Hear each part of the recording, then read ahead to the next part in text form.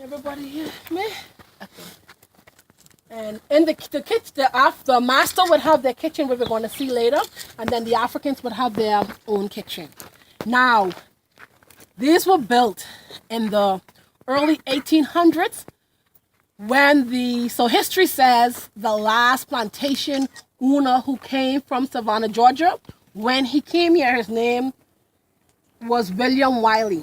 And some historians tend to think of him to be a little, you would say, benevolent towards his Africans. Some would say he was a little nicer towards his slaves because what he did, he would allow his slaves to build their homes and they would live as a family. And he would marry them and he would issue birth certificates when babies were born on the plantation. And all of that was against the law of slavery.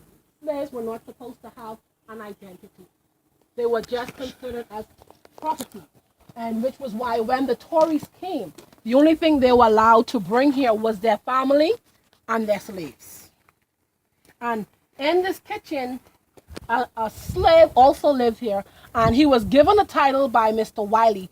He was said to be the overseer, but today we just say he was, some would say the snitch, some would say the Uncle Tom of the plantation, because he would be the one who would inform to the master if he overheard the other Africans. You know, sometimes they would plan to run away. I don't know where they would run to because this is just a small island. Eventually they'd be caught again. But whatever he thought was out of the norm, he would report to Mr. Wiley. And in the back of